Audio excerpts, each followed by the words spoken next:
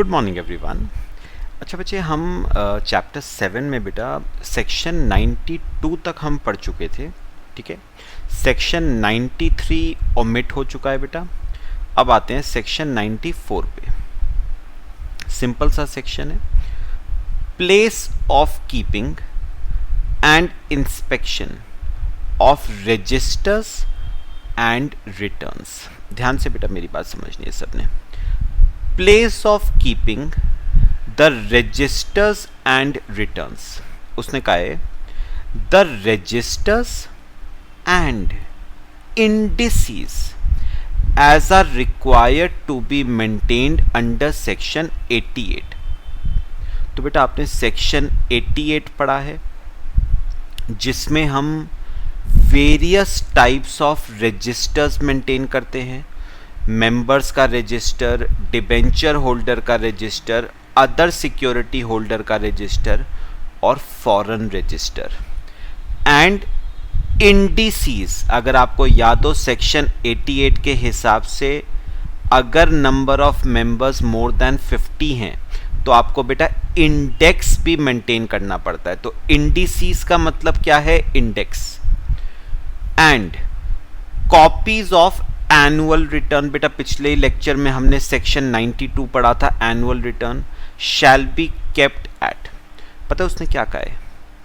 Registers maintained under section 88, index of register maintained under section 88, copies of annual return prepared under section 92।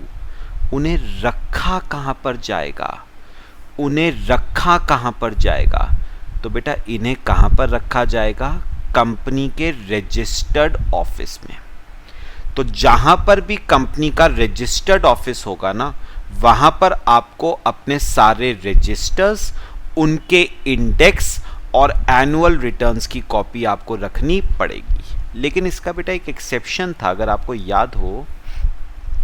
आप registered office की जगह आप किसी और place पे भी ये चीजें रख सकते हो बेटा, लेकिन एक शर्त थी, प्रोवाइडेड जिस जगह पे आप रखना चाहते हो ना, जिस प्लेस पे आप रजिस्टर्स को, इंडेक्स को, एनुअल रिटर्न की कॉपीज को रखना चाहते हो, जिस प्लेस पे रखना चाहते हो, आपके 1/10 मेंबर्स, मोर देन 1/10 मेंबर्स, मतलब मोर देन 10% कह लो, मोर देन 10% मेंबर्स उस जगह पे रिसाइड करने चाहिए। यानी बेटा एग्जाम्पल के तौर पे कंपनी का रजिस्टर्ड ऑफिस मुंबई में है और कंपनी बेटा रजिस्टर्स को रखना चाहती है देहरादून में, तो क्या रख सकती है बेटा देहरादून में? बिल्कुल रख सकती है, लेकिन एक शर्त है। शर्त क्या? कंपनी के मोर देन 10% मेंबर्स कहां पर रिसाइड करने चाहिए बेटा? देहरादून में रिसाइड करने चाहिए। अगर देहरादून में मोर देन 10% मेंबर्स रहते हैं तो आप देहरादून में रख सकते हो, नहीं तो नहीं रख सकते। और एक और शर्त थी, आपको स्पेशल रेजोल्यूशन पास करना पड़ता है जनरल मीटिंग में। ठीक है, तो मैं एक बार दोबारा बोल रहा हूं, कंपनी के जितने भी रजिस्टर्स हैं, इंडेक्स ऑफ रजिस्टर है, एनुअल रिटर्न की कॉपी है, कहां पर रखनी है बेटा? रजिस्टर्ड ऑफिस में रखनी है। अगर आप चाहो तो रजिस्टर्ड ऑफिस के अलावा किसी और जगह पे भी रख सकते हो, लेकिन जिस जगह पे रखना चाहते हो, आपकी कंपनी के मोर देन 10% मेंबर्स उस जगह को बिलोंग करने चाहिए और आपको पास करना पड़ेगा special resolution in general meeting. मेरे ख्याल से बेटा पहली बात क्लियर हुई। ये तो आपको याद आएगा, हमने सेक्शन 88 में भी पढ़ा था। पीरियड ऑफ मेंटेनेंस, बेटा इसमें ना मैं एक चार्ट आपको बनवा देता हूं। इसमें हम रजिस्टर ऑफ मेंबर्स की बात करेंगे, register of debenture holders and other security holders की बात करेंगे, और हम फॉरेन रजिस्टर की बात करेंगे।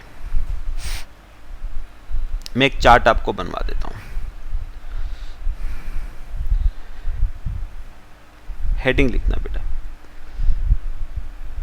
Period of maintenance, period of maintenance. बेटा हमें सेक्शन में 94 में दो चीज़ों के बारे में पढ़ रहे हैं बेटा।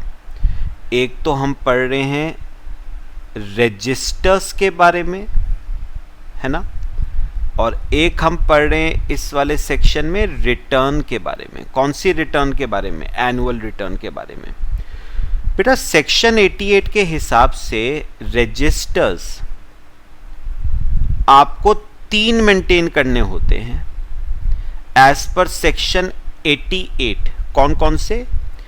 एक तो आएगा रजिस्टर ऑफ मेंबर्स, एक आएगा register of debenture holders and other security holders, और एक आएगा फॉरेन रजिस्टर, एक आएगा फॉरेन रजिस्टर। ठीक है, पहले बेटा रजिस्टर ऑफ मेंबर्स की बात कर लेते हैं, साथ साथ रीडिंग भी मारेंगे, ये बना लो बेटा। ठीक है, देखो क्या कह रहा है वो। पहले रजिस्टर ऑफ मेंबर्स के बारे में, the register of members and index of members shall be preserved. क्या लिखा हुआ है बेटा? परमानेंटली, मतलब बेटा जब तक कंपनी एग्जिस्टेंस में है आपको ये रजिस्टर ऑफ मेंबर्स प्रिजर्व करके रखने पड़ेंगे। 8 साल, 10 साल, 15 साल का कोई टेन्योर नहीं है, परमानेंटली प्रिजर्व करके रखने हैं जब तक कंपनी एग्जिस्टेंस में है। तो रजिस्टर ऑफ मेंबर्स आपको प्रिजर्व करके रखना पड़ेगा परमानेंटली। ठीक है, ये तो रजिस्टर ऑफ मेंबर्स की बात हो गई। अगर बात करें debenture holders and other security holders की, preserve for a period of 8 years। 8 years कहां से? From the date of redemption of such debentures और अदर सिक्योरिटीज।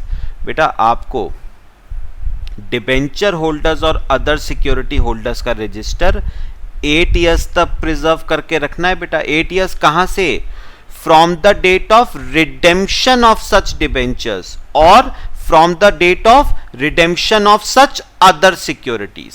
8 साल है पीरियड।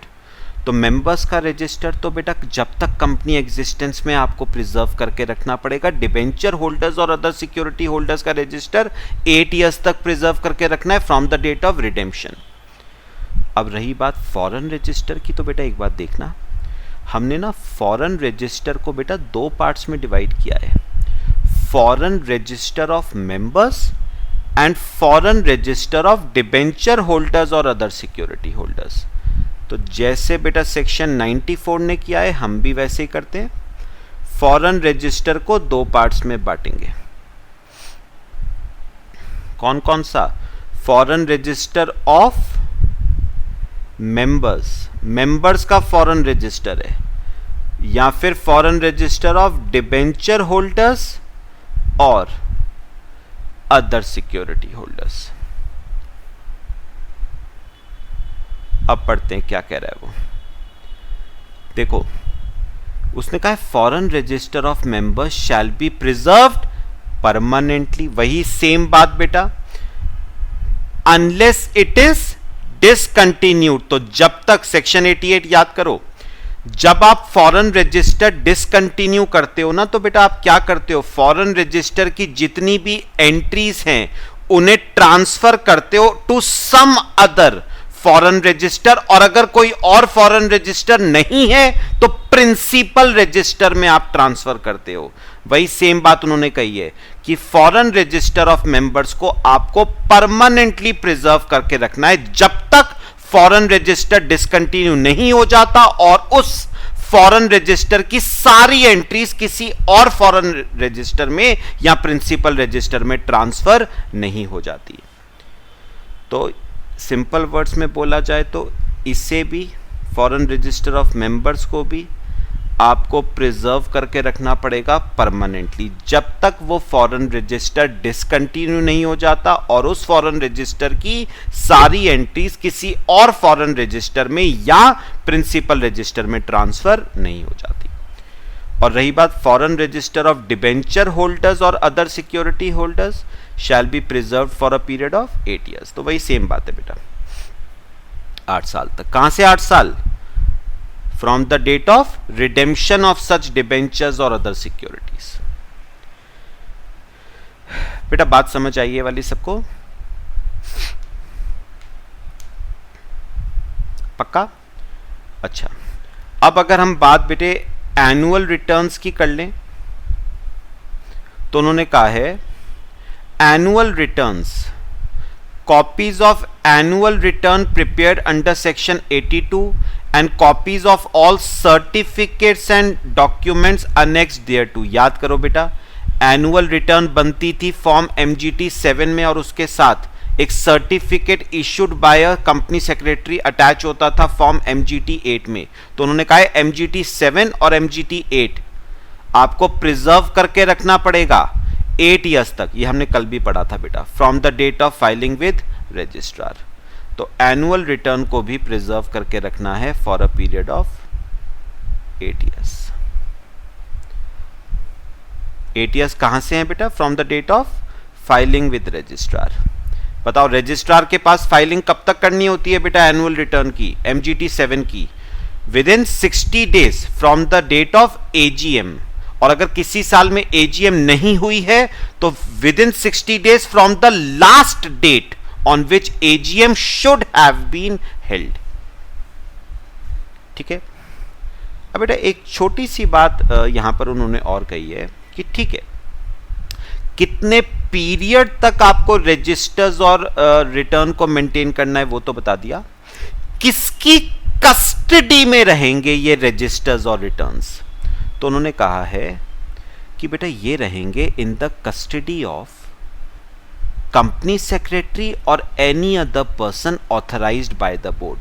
ये पॉइंट सबके लिए सेम है बेटा, सबके लिए सेम है, ये पॉइंट सबके लिए सेम है। तो याद रखना बेटा किसकी कस्टडी में रहेंगे ये? कस्टडी, किसकी कस्टडी में, किसकी देखरेख में बेटा रहेंगे? कंपनी सेक्रेटरी और ऑथराइज्ड पर्सन। जिसको किसने ऑथराइज कराओ बेटा? बोर्ड ने।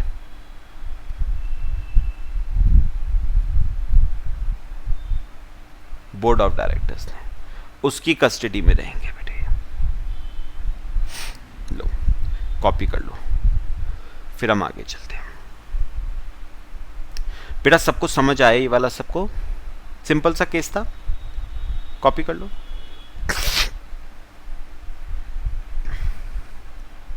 चल आगे चलें। अब बात आती है इंस्पेक्शन की।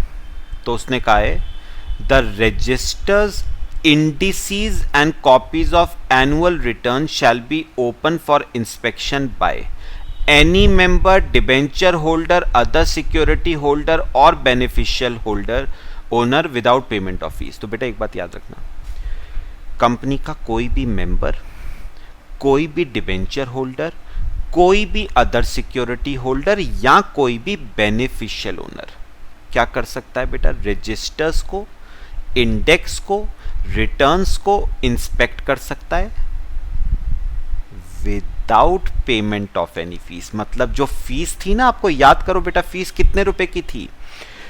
फीस थी maximum 50 rupees for each inspection. बेटा वो fees members, debenture holders, other security holders या बेनिफिशियल ओनर से चार्ज नहीं करी जाएगी बेटा। हाँ, पब्लिक का कोई मेंबर बेटा इंस्पेक्ट करता है तो 50 रुपए की फीस लगेगी मैक्सिमम। तो any other person on payment of such fees as may be specified in the articles but not exceeding 50 rupees for each inspection. Maximum 50 rupees है बेटा। तो एक बार बता दो बेटा, इंस्पेक्शन की क्या फीस होगी? अगर इंस्पेक्शन मेंबर्स कर रहे हैं, डिबेंचर होल्डर्स कर रहे हैं, अदर सिक्योरिटी होल्डर्स कर रहे हैं, बेनिफिशियल ओनर कर रहा है, तो नो फीस बेटा। अगर कोई और कर रहा है, अदर्स, तो मैक्सिमम फीस 50 रुपए है फॉर ईच इंस्पेक्शन। ठीक है। फिर इंस्पेक्शन कब किया जा सकता है? इंस्पेक्शन में be made on every working day पे करा जा सकता है, during business hours, at such reasonable time as the board may decide, subject to the condition that at least 2 hours on every working day shall be allowed for inspection. तो उन्होंने कहा बेटा inspection करा जा सकता है हर वर्किंग डे वाले दिन, ठीक है, ड्यूरिंग बिजनेस आवर्स, जो भी बिजनेस के आवर्स होंगे 10 to 6, एग्जाम्पल ले सकते हो आप बिजनेस आवर्स से 10 to 6। वर्किंग डे मतलब आप कह सकते हो मंडे टू सैटरडे, या कहीं कहीं जगह पे तो वर्किंग डे बेटा मंडे टू फ्राइडे ही होता है, सैटरडे संडे क्लोज्ड होता है। तो जो भी वर्किंग डे होगा during business hours at such reasonable time as the board may decide. अब सुनो बेटा, बिजनेस आवर्स तो 10 to 6 है, तो 10 to 6 में कभी भी वो पर्सन आ सकता है बेटा इंस्पेक्शन के लिए। मैं इंस्पेक्ट करना चाहता हूं बेटा रजिस्टर्स को, तो मैं 10 से 6 बजे के बीच में कभी भी आ सकता हूं? नहीं बेटा, उसी टाइम पे इंस्पेक्शन हो सकता है जो टाइम बोर्ड ने डिसाइड किया है बेटा। अब वो टाइम कुछ भी हो सकता है, 10 से 12 हो सकता है, 12 से 2 हो सकता है, 11 से 1 हो सकता है, 2 से 4 हो सकता है, 3 से 5 हो सकता है, 4 से 6 हो सकता है, टाइम कुछ भी हो सकता है। डिसाइड कौन करेगा बेटा? बोर्ड डिसाइड करेगा। एक बात याद रखना, कम से कम 2 घंटे के लिए आप अलाउ करोगे इंस्पेक्शन, मतलब जो विंडो है ना इंस्पेक्शन की, जो विंडो है वो कम से कम 2 घंटे के लिए ओपन रहेगी। आप पूरे दिन के लिए ओपन रखना चाहते हो आप रखो, बट मिनिमम 2 घंटे तो आपको देने ही देने हैं। फिर उसने कहा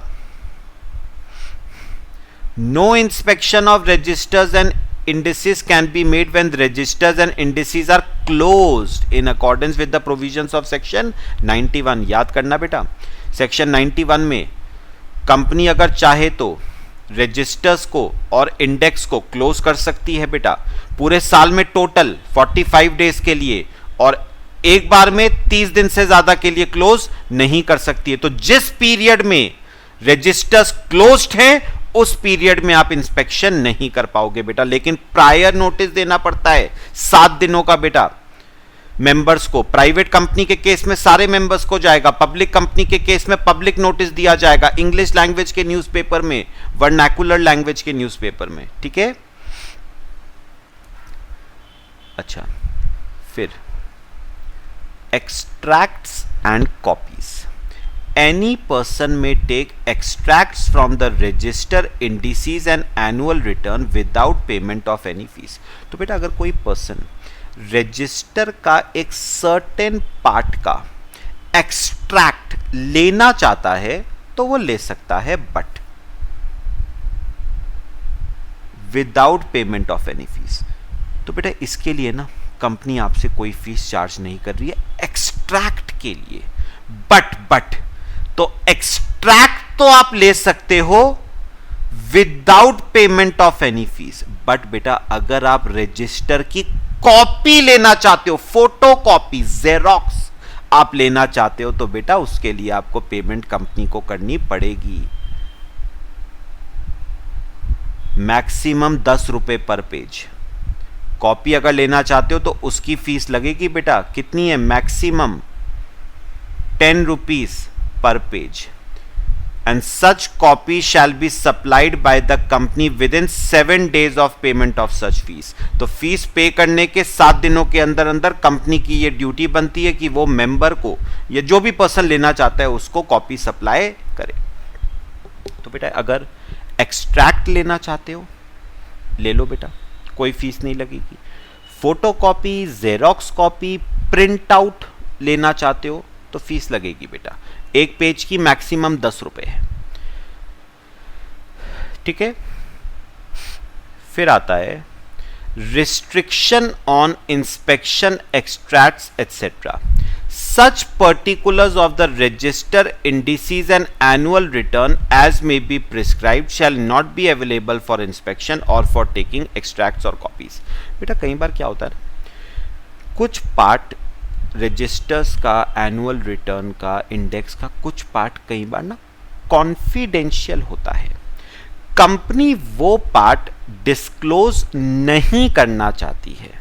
तो उन्होंने कहा अगर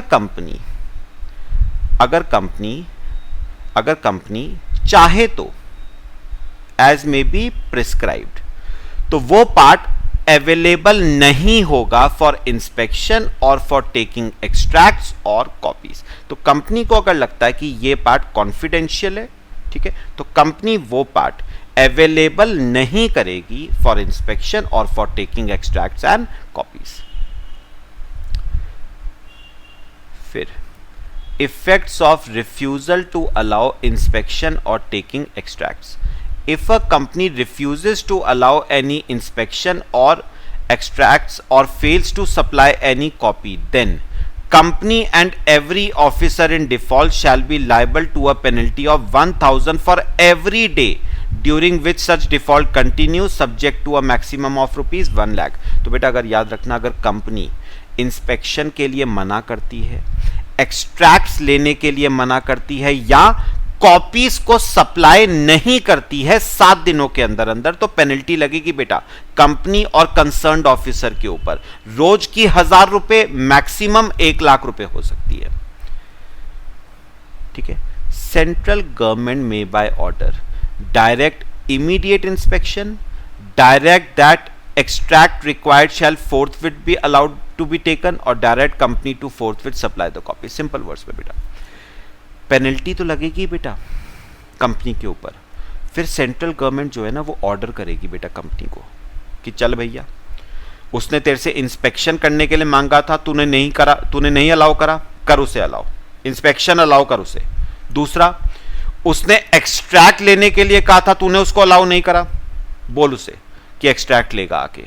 अच्छा, उसने तेरे को फीस भर दी, तूने कहा था 7 दिनों के अंदर अंदर कॉपी दे देंगे, तूने कॉपी नहीं दी, चल कॉपी दे उसको। कौन देगा ये ऑर्डर बेटा? सेंट्रल गवर्नमेंट देगा। तो सिंपल वर्ड्स में बेटा सेंट्रल गवर्नमेंट आपको वो करने को कह रहा है जो आपने कहा था कि मैं करूंगा। बेटा सेंट्रल गवर्नमेंट कंपनी को वो काम करने को कह रहा है जो कंपनी ने कहा था कि हम करेंगे। That is central government company को ऑर्डर देगा कि उसे इंस्पेक्शन करने दे, सेंट्रल गवर्नमेंट कंपनी को ऑर्डर देगा कि तू उसे एक्सट्रैक्ट्स लेने दे, सेंट्रल गवर्नमेंट कंपनी को ऑर्डर करेगा कि उसे रजिस्टर्स, रिटर्न्स, इंडेक्स की कॉपी मांग रहा है वो लेने दे उसे। यह आपका सेक्शन 94 छोटा सा बेटा, और एक इसमें हमारा अगला सेक्शन है सेक्शन 95, छोटा सा है बेटा, खास कुछ नहीं है इसमें। Registers etcetera to be evidence. उसने कहा था registers and indices as are required to be maintained under section 88 and copies of annual return filed under section 92 shall be prima facie evidence of any matter directed or authorized by the act to be inserted therein। simple words में बेटा जो registers index आपने maintain करे हैं under section 88, जो annual return आपने file करी है अंडर सेक्शन 92, वो एक पुख्ता सबूत है, पुख्ता सबूत है। प्राइमा फेसी एविडेंस मतलब बेटा क्या होता है? पुख्ता सबूत, पक्का, कॉन्क्लूसिव। प्राइमा फेसी मतलब कॉन्क्लूसिव एविडेंस।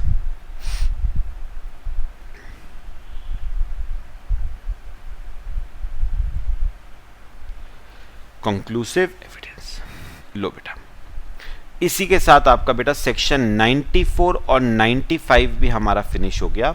नेक्स्ट लेक्चर में बेटा मीटिंग्स का हम केस डिस्कस करना शुरू करेंगे। मेरे ख्याल से सिंपल से 2 सेक्शन थे, चलो बाकी नेक्स्ट क्लास में डिस्कस करते हैं। Till then thank you.